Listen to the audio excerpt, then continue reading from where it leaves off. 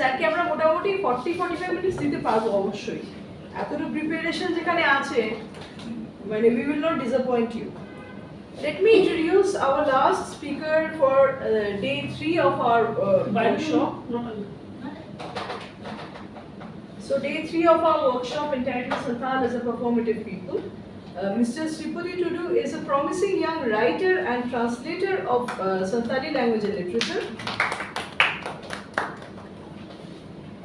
He is an assistant professor in the Department of Santali at Sidhu Kanu Resha University located in Purulia, West Bengal. Right now he is deputed at the Institute of Language Studies and Research, in short ILSR, which is located in Kolkata. He is also a guest faculty at the University of Delhi. The chief achievement of Sripati Tudu is the recently published translation of Indian Constitution in the Santali language, which is a major feat which he accomplished for the first time in India, as no one before him has translated the Indian rule book in the Santali language. Excellent. I think that is worthy of applause. Some of his book publications include Rabi Galang Tugemor, Bharat Reyak Shambidhan, which came out in 2021, quite recent. Jugjiar Honoria Kavi Sharada Prasad Kisku came out in 2021. Santali Soundhead Reyak Lahanti came out in 2023. Handbook of Spoken Santali 2024. So he is actually actively working for the language and culture of Santali community. And today the title of his paper is Cultural Social Practice and Philosophy of Santhal Community. So over to you, Mr. Sripati. Please take over. Thank you, madam, for inviting me here today to talk about Santhal society, Santhal language, and definitely a philosophy of Santhal society. This is my topics. Salam ko poilo le gunman johar ar sarhaw tehin nongkan meten workshop re kami asana re neuta lagit te ar salam ko node bon jaraw kana Santhal sawtar na arizali lailakchar saw-sawte Santali parsi ar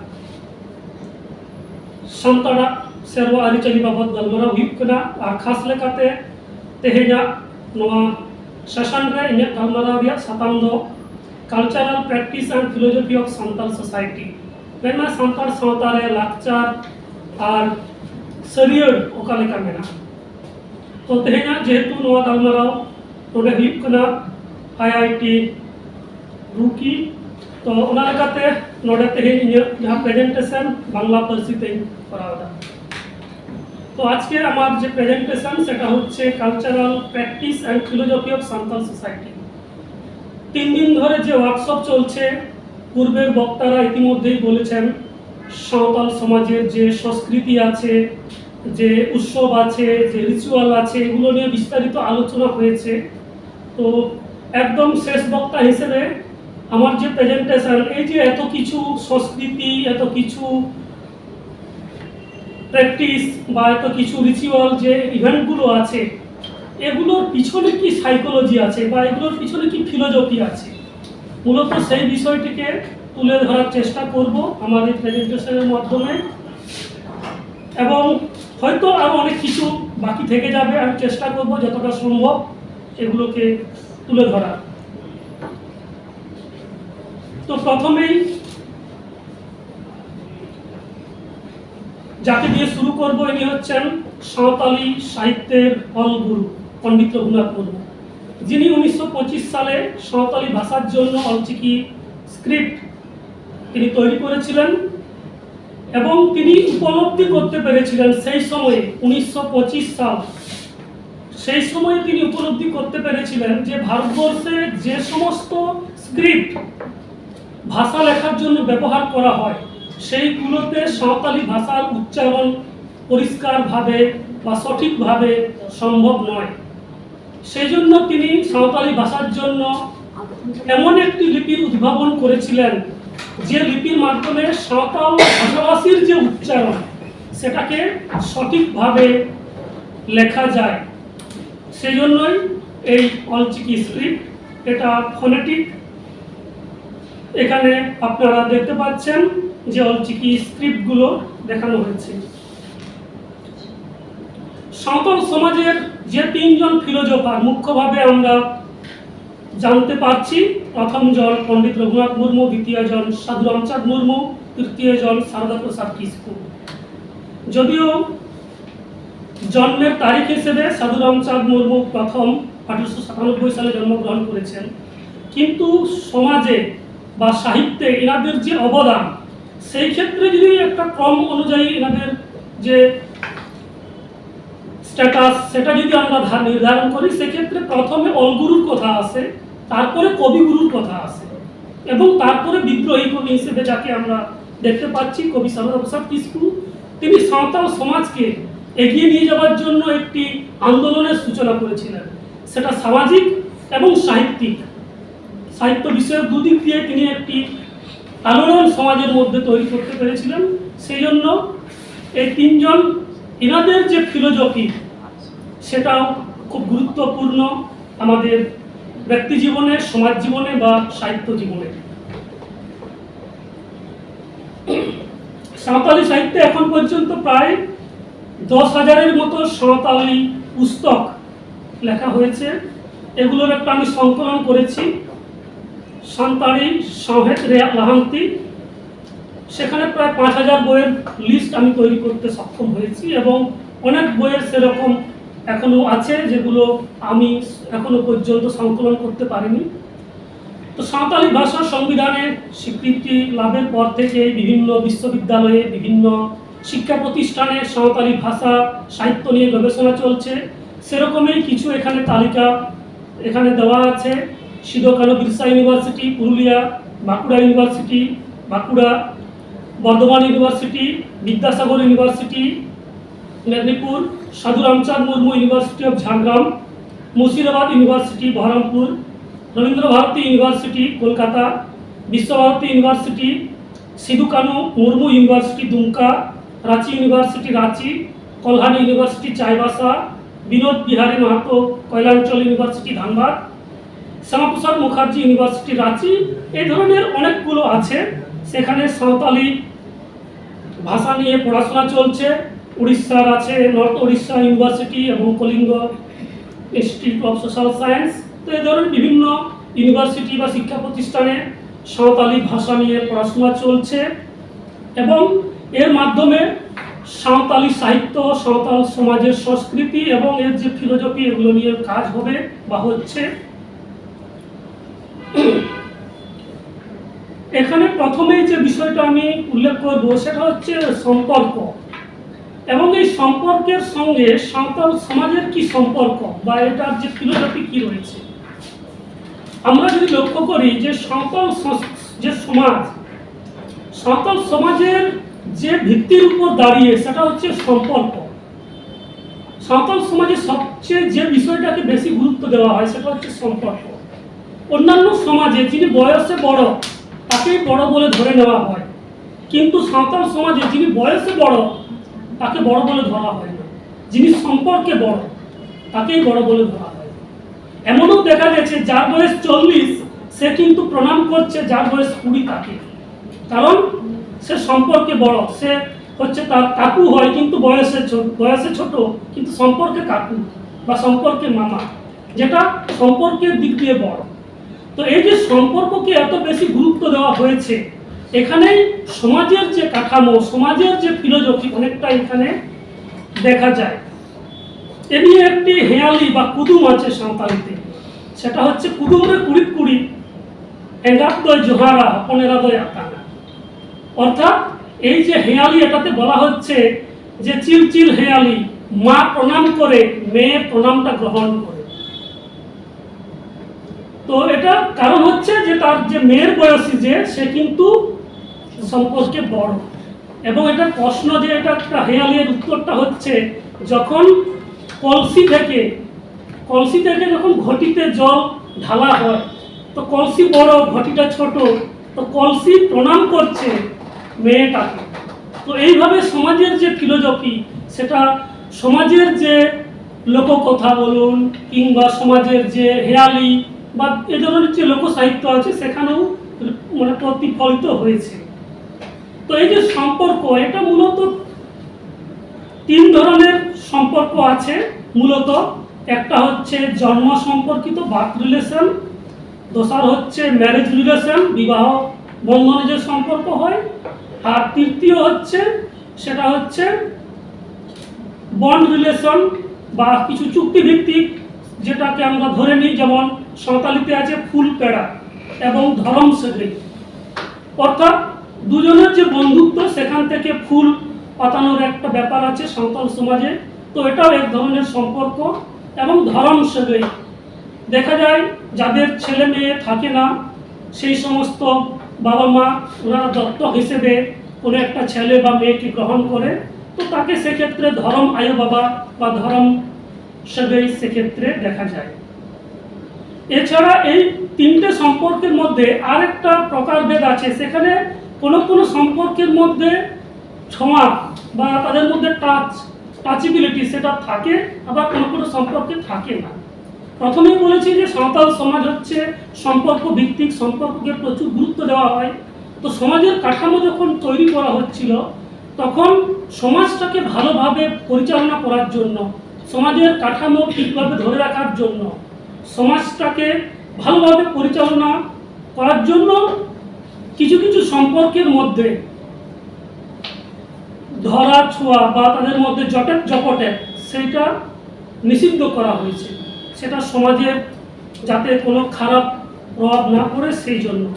যেমন বিবাহ সূত্রে যাদের সঙ্গে আমরা সম্পর্কিত, তাদের যে আজনার অর্থাৎ আমার যিনি স্ত্রী হবেন ওনার যার দিদিরা থাকবে তাদের সঙ্গে কিন্তু আমি মানে তাদের সঙ্গে তাদের গায়ে বা শরীরে আমি হাত দিতে পারবো না, ওনারাও আমার সঙ্গে সেটা করতে পারবেন না। ঠিক একই রকম আমার স্ত্রী আমার যারা দাদা আছে তাদের সঙ্গে, অর্থাৎ বাংলাতে বললে সেটা ভাসুর হয়, তো তাদের সঙ্গে তিনি যে ছোঁয়া সেটা তিনি নিষিদ্ধ। তো এই ধরনের আছে।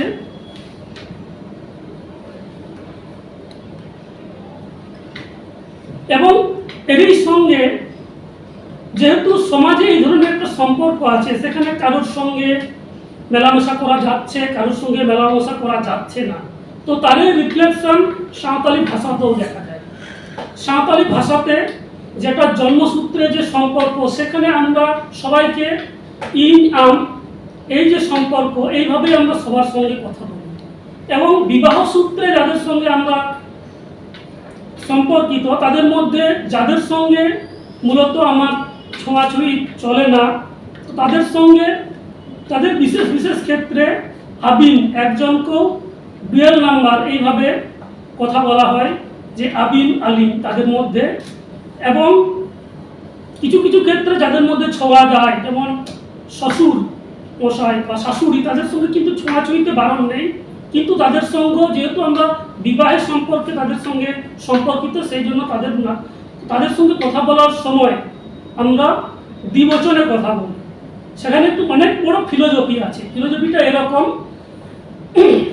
সেটা হচ্ছে যিনি আমার শ্বশুর মশাই তিনি কিন্তু আমাকেও মানে একজনকে উনি একজন ভাবে উনি ভাবেন না, উনি দুজন ভাবেই ভাবেন। উনি যদি মেয়ের সঙ্গে কথা বলছেন তো সেখানে উনি নিজের মতো করে বলবেন, কিন্তু যখন এই জামাইয়ের সঙ্গে কথা বলবেন তখন জামাইয়ের সঙ্গে তার মেয়ের কথাও সেখানে ইনক্লুড থাকছে, যে জামাই আবেন ওকালকা মেলাবে না, জামাই তোমরা কেমন আছো, এখানে তুমি কেমন আছো বলছে না, যে জামাই তোমরা দুজন কেমন আছো, সেই জন্যই আবির। এটা হচ্ছে এটা ফিলোজফি পার্ট। যদিও বর্তমান সময়ে এটার একটু মিসইউজ দেখা যাচ্ছে, সেটা হয়তো অনেকেই জানেন না, এর যে প্রেক্ষাপট কেন হয়েছে সেই জন্য সেটা হচ্ছে। তো এখানে আলাং আলাং দ্বিবচন, যেটা অন্যান্য ভাষাতে নেই। তো আলাং অর্থে যিনি শুনছেন তার সঙ্গে আমার কথা, দুজন আমরা যদি কোনো জায়গাতে থাকি সেখানে আলাং, মানে যিনি শুনছেন তিনিও আলাংয়ের মধ্যে ইনক্লুড আছেন।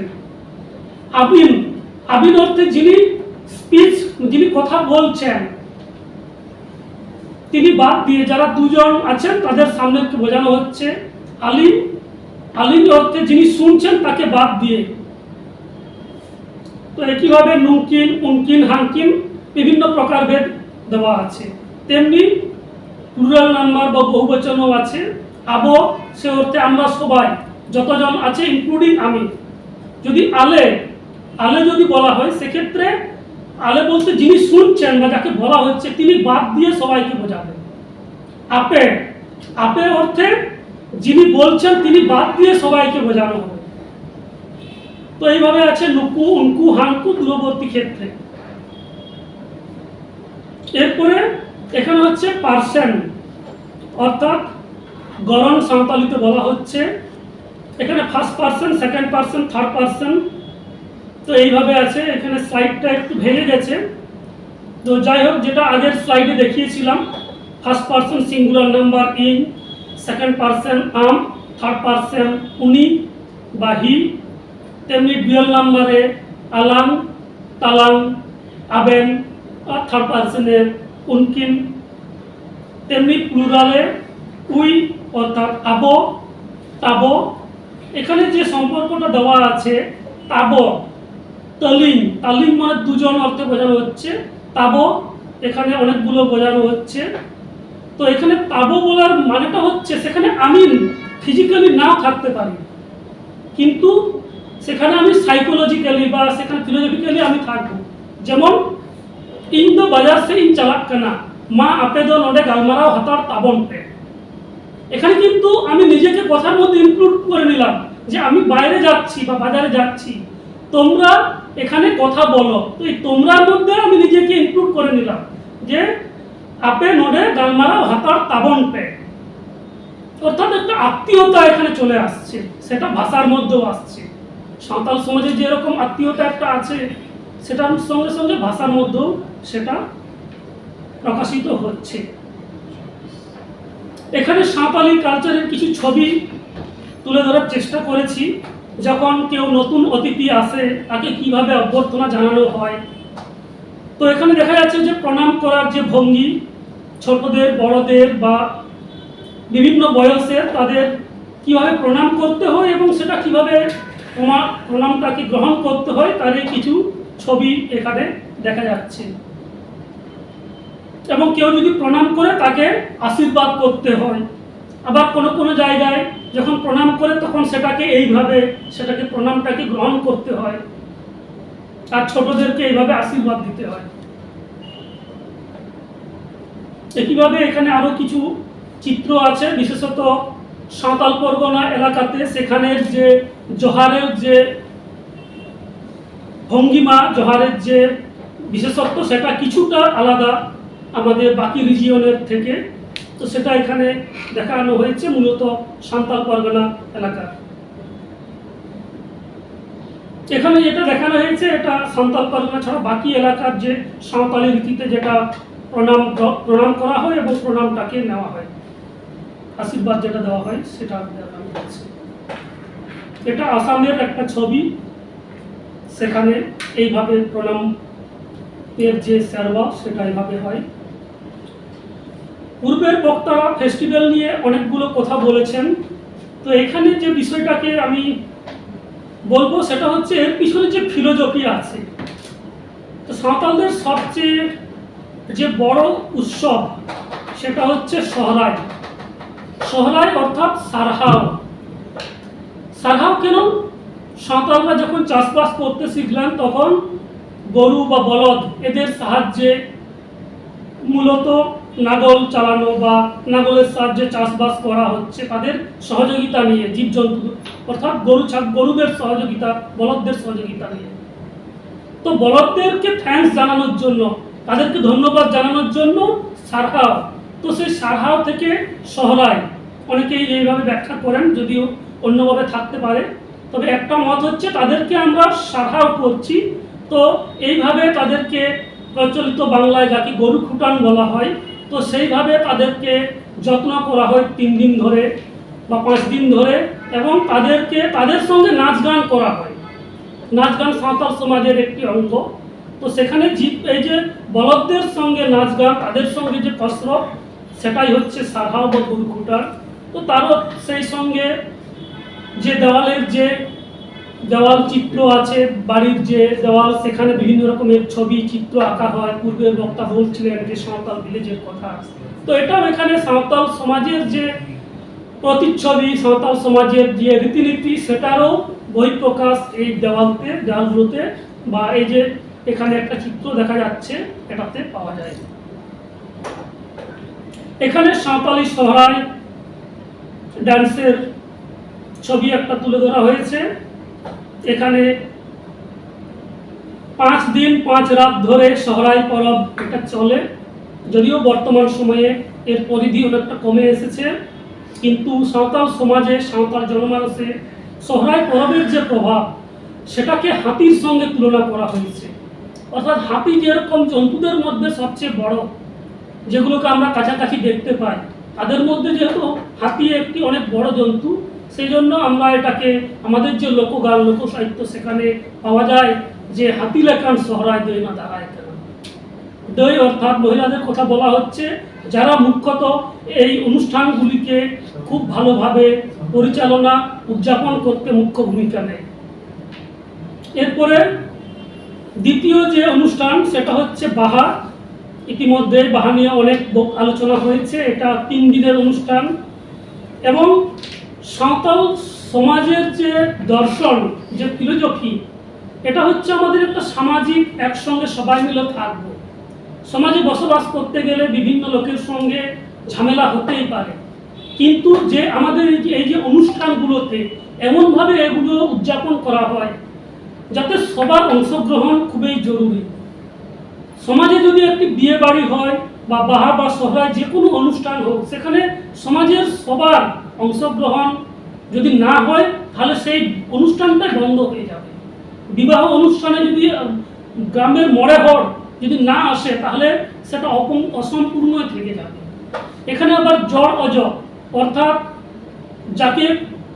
যাদের বিয়ে হচ্ছে তাদের মধ্যে হলুদ মাখার একটা চল তো আছেই, বর এবং কনে। তাদের সঙ্গে সঙ্গে গ্রামের 5 জনকে তাদের জোড়া জোড়া করে তাদেরকেও তেল হলুদ মাখানো হয়, জড় অজড় সাঁওতালিতে বলে।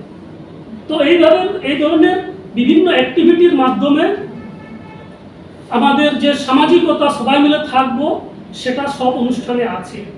বাহাতে যেটা হয় এটা মূলত ধর্মীয় উৎসব। এখানে পুজো অর্চনার বিভিন্ন পদ্ধতিগুলো দেখানো হয়েছে। তো এখানে তৃতীয় যে দিন বাহা, প্রথম দিন তো বলা হলো সেদিন সব কিছু পরিষ্কার পরিচ্ছন্ন করার দিন। দ্বিতীয় দিন সেটা হচ্ছে পুজো পার্বণের দিন এবং নাচ গানের দিন। আর তৃতীয় দিন সেটা হচ্ছে জালে বঙ্গা জালে, অর্থাৎ জালের দিনে যেটা পূর্বের বক্তারা বললেন যে সেদিন যে সম্পর্কের মধ্যে হাসি ঠাট্টা চলে, আমাদের সম্পর্ক যেটা আছে সমাজের রিলেশন, সেখানে কিছু কিছু সম্পর্ক আছে তাদের মধ্যে হাসি ঠাট্টা করা চলে, এবং কিছু কিছু সম্পর্ক আছে সেগুলো হাসি ঠাট্টা কঠোরভাবে নিষিদ্ধ, যেমন ভাসুর বা আজনার, এই ধরনের যে সম্পর্কগুলো, এবং যেগুলো পিতামাতার যে সম্পর্ক, হঞ্হার আনহার, এগুলোর মধ্যে তো সেই ধরনের চলবেই না। তো যাদের মধ্যে হাসি ঠাট্টা চলে, যেমন সাগাত সাগৈ, অর্থাৎ সাগাত সাগৈ যেটা হচ্ছে বাংলাতে বললে হচ্ছে শালি বা শালা, তাদের সঙ্গে হাসি ঠাট্টা করা চলে, কিংবা বৌদির সঙ্গে, এবং গরম সাগৈ, গরম একটা আছে, কুমাং আছে, দাদু নাতি, বেয়া বিয়ানের মধ্যে আমাদের মানে তাদের মধ্যে মানে ধরা যাবে না, মানে তাদের মধ্যে ফর্মাল রিলেশন তাদের মধ্যে, এবং ধরাধরিও করা যাবে না, কি হাত টাচ করা যাবে না। ফিমেল ফিমেল করতে পারে, কিন্তু মেল ফিমেল করতে পারে না। মেল ফিমেল তো একদমই নেই, বেঙ্গলি কালচারেও নেই, কিন্তু বিয়ানে ওদের একটু ঠাট্টা হয়। হ্যাঁ, ওদের মধ্যে হয়, কিন্তু ক্রস রিলেশনে যেগুলো মেল ফিমেল, আমাদের যেটা হয় বিয়ের সময় কবিতা লিখে লিখে পাঠায়, যে জামাটা দেওয়া হয় তার সাথে একটা ঠাট্টা করে কবিতা লিখে দেয় ধুতির উপর বা ইয়ের উপর, মানে সেটা একটু ব্যঙ্গ করতে পারে, ঠাট্টা করতে পারে, প্যারোডি বা ইয়ে টাইপের হয় না, মক করা, ওইটা চলে বাংলায়। আমাদের সান্তালে তো আছে ম্যাডাম, হ্যাঁ, বিয়ান কিন্তু অতটাও চলে না। মানে বেহায়া ব্যায়াম এদের চলবে না, মানে হাত ধরাধরি বন্ধ না। আবার যেটা কাকা ব্যায়াম যেগুলো হয় সেগুলোর মধ্যে আবার সেটা সে রেস্ট্রিকশন নেই। তো এটা পুরোটাই নির্ভর করছে সমাজের যে কাঠামো, সমাজের যে সিস্টেম, সেই সিস্টেম অনুযায়ী কার সঙ্গে ধরাছোঁয়া চলবে চলবে না এই ব্যাপারটা আছে, প্রেসক্রাইব আছে। এবং এখানে বাহাপরবের যে জালেম হাতে যেটা হয়, ধরুন তাদের মধ্যে হয়তো বৌদি বা দেওয়ারের সম্পর্ক, কিন্তু কোনো কারণে কোনো একটা ঝামেলার কারণে তাদের মধ্যে কথা বন্ধ আছে, হয়তো পারিবারিক ঝামেলা হতে পারে, জমি জমা সংক্রান্ত হতে পারে, কিন্তু এই উপলক্ষে তাদের মধ্যে মাথায় যে দা বাহা দা সেটা ঢেলে তাদের মধ্যে যে একটা কথা বন্ধ আছে বিভিন্ন কারণে কোনো একটা ঘটনার মাধ্যমে, তো সেইগুলো যাতে তারা ভুলে যায় এই দা দুলের মাধ্যমে সেটা করা হয়। এটা কি করা হয়? মানে তাদের মাথায় বেসিক্যালি জল ঢেলে দেওয়া হয়। তো গ্রামের বাকিরা তো জানে যে এর সঙ্গে এর একটা কথা কাটাকাটি হয়েছে, ঝগড়া হয়েছে, তো কথা বন্ধ আছে, তো বাকি যারা আছে তারা তাদেরকে ওখানে নিয়ে যায় এবং সবাই মিলে তাদেরকে উৎসাহ দেয় যে তুমি ওর মাথায় জল ঢেলে দাও, ও এর মাথায় জল ঢেলে দেবে, এবং এইভাবে তাদের যে একটা খারাপ সম্পর্ক সেটাকে সুসম্পর্কের মধ্যে মানে রূপান্তরিত করে। তো এইভাবে এই বাহা ফেস্টিভ্যালের আরেকটি মহত্ব এখানে আছে। তারপরে ফেস্টিভ্যাল যেটা আছে দাসাই, দাসাই নিয়ে অনেকগুলো থিওরি বা অনেকগুলো তত্ত্ব আছে। পূর্বের বক্তা লক্ষ্মীকান্ত বাবু বা অনেকেই সেটা হয়তো বলছিলেন দাসাইয়ের কিছু কিছু দিক, যে এই ঘটনা আছে। প্রায় 7 রকম আমি যেটা খুঁজে পেয়েছিলাম, 7টা থিওরি দাসাই উৎসবকে নিয়ে সেটা আমি খুঁজে পেয়েছিলাম। যেরকম যেটা হচ্ছে গুরু চেলার যে একটা থিওরি আছে, নয়ন কাজলের যে একটা থিওরি আছে, হুদুর দুর্গার যেটা আছে, এই ধরনের অনেকগুলো থিওরি আছে। তো যেহেতু এটা পৌরাণিক, তো সেরকম থাকাই স্বাভাবিক। তো এখানে মূলত পুরুষরা মহিলাদের সাজে সজ্জিত হয়ে নাচ গান করে, কোনো কোনো জায়গায় ভুয়ো কাঁসা করতাল নিয়ে, আবার কোনো কোনো জায়গায় ধ্বংসা মাদল নিয়েও দাসাই উৎসব পালন করা হয়। তারপরে যে উৎসব সেটা হচ্ছে কারাম, যদিও এখানে বাংলা মেনস্ট্রিম মিডিয়াগুলোতে করম পূজা বলে বহুল প্রচারিত, কিন্তু সাঁওতালি ভাষায় আমরা এটাকে বলি কারাম। এবং এটাও ধর্মীয় উৎসব, এটারও অনেকগুলো প্রকারভেদ আছে। এবং এই ধরনের যে ছবিগুলো দেখা যাচ্ছে, একটা করম গাছের বা কারাম ডালের অর্থাৎ করম গাছের ডালকে এনে এখানে পোতা হয় এবং সেখানে বিভিন্ন রীতিনীতির মাধ্যমে সেখানে পুজো করা হয় এবং কারাম বিনতি সেখানে পাঠ করা হয়। এরপরে যেটা হচ্ছে কালচারের আরেকটি বড় পার্ট, সেটি হচ্ছে সেন্দ্রা কালচার, যেটা পূর্বেও আলোচনা করা হচ্ছিল। সেখানে অনেকগুলো কথা উঠে এসেছে, সেগুলোকে আর আমি রিপিট না করে যেগুলো নতুন করে আছে সেগুলো আমি বলার চেষ্টা করছি। সেন্দ্রা সেটা অনেকেই খুব সহজভাবে সেটাকে বাংলায় অনুবাদ করে দেন শিকার বলে, কিন্তু পূর্বেও যেটা আলোচনা করা হলো, শিকার মানে শুধুমাত্র পশু হত্যাকে বোঝানো হচ্ছে, কিন্তু সাঁওতাল সমাজ